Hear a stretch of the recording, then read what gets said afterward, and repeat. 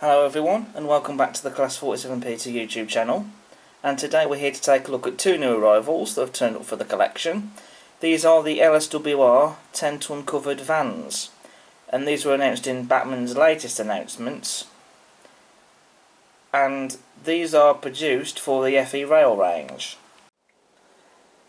And these have actually been distributed on behalf of Kernow Model Rail Centre. The two versions that I have here, we have LSWR brown, of course, and Somerset and Dorset Joint Railway grey. So I'll get these unboxed and we'll have a look at them.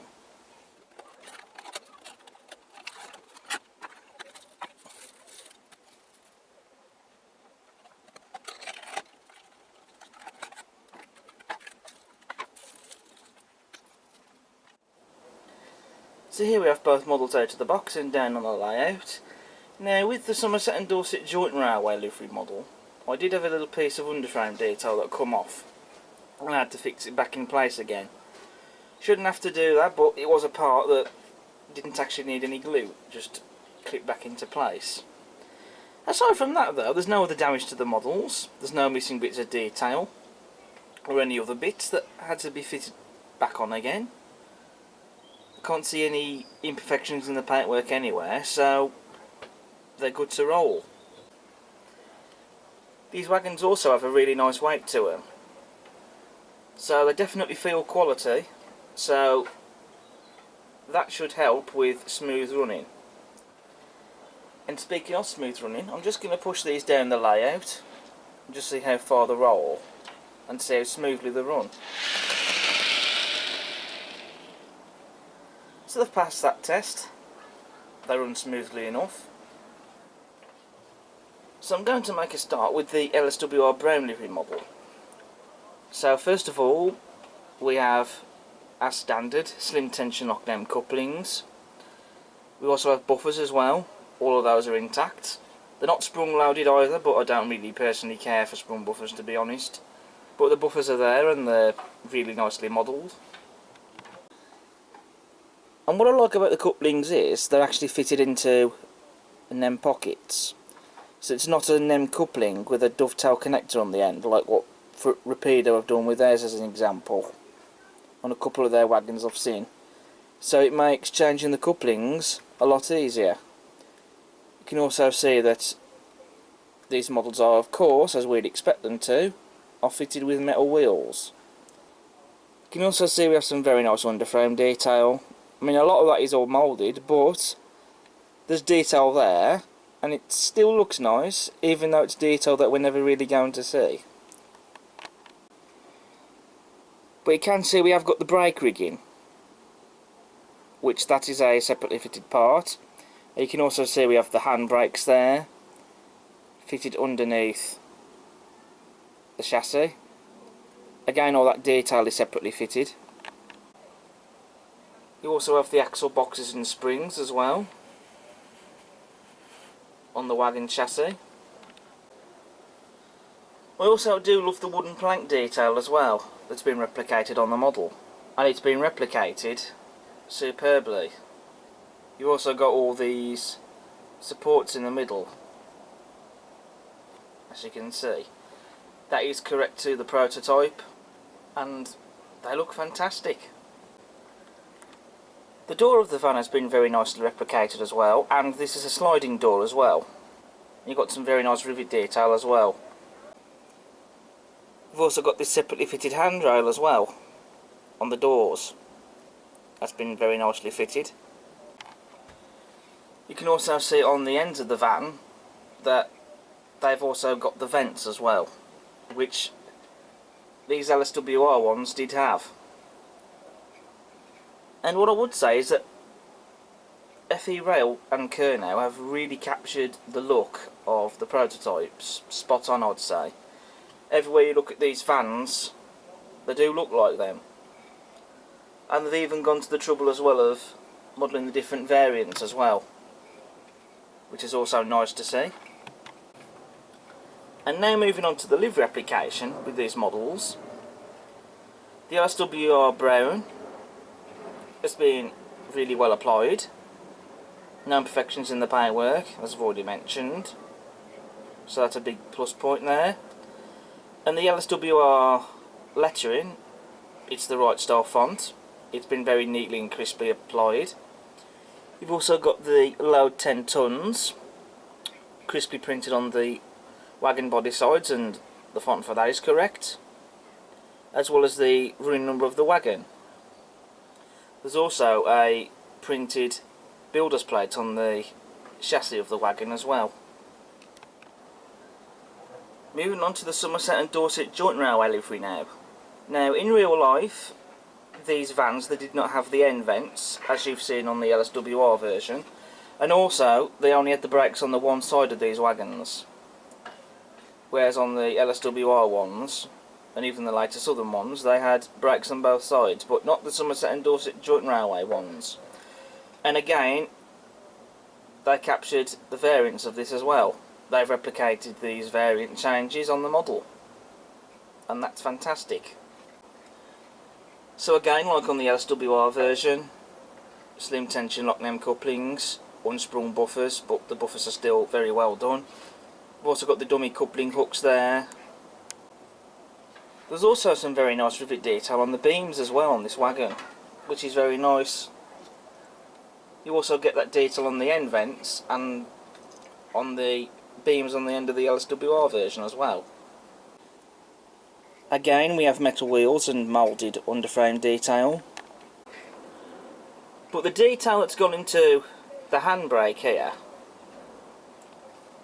all that detail there has been separately fitted, so it's not moulded. You've also got the axle boxes and springs as well, which of course are moulded, but they're really nicely done. Again, the wooden plank detail has been very nicely replicated, as have these support beams in the middle. I think that's what they're called. But again, you know, they really have captured the look and the shape and all the details of the prototype superbly. Again, you've got the sliding door, and you have that handrail there, which is again separately fitted. Moving to the livery application, again very well applied, no imperfections, very nice shade of grey, and I like the grey as well that's been applied to the roof, and I like how they both contrast together very nicely. We've also got the Somerset and Dorset joint railway text there, which is the correct font. You got road van, crisply applied onto the sliding door there, as well as the number of the wagon. Again, they've got the style of the numerals and font there correct. So these are really well made products. Can't really fault the quality of them.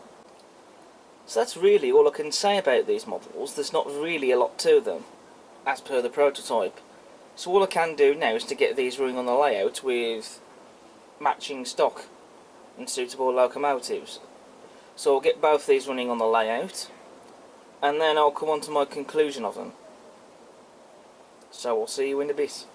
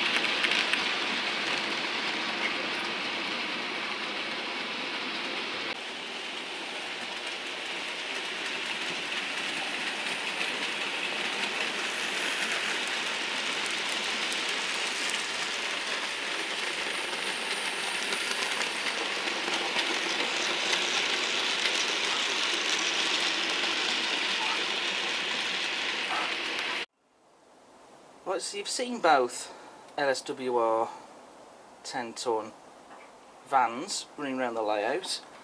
So the S&DJR one, of course, that's been running around the layout behind my 1P tank in S&DJR livery with the S&DJR livery coaches. Whilst the LSWR livery van has been running around with the T9 and a selection of Southern Region and LSWR wagons. So they made up quite nice trains, I think. So what's my final conclusion then for these models? I mean, sure, I know someone's going to come out and moan about the price of these, but at the end of the day they're not bad models. I think they are very nice. You know, they've done a variety of different liveries. You know, you've seen just how well, for example, these two go together, not just with suitable locomotives but also suitable rolling stock as well. And they are really nice models. I mean, the detail is fantastic. Can't really fault the build quality either. I mean, sure, I had one piece that came off and had to fix it back on again.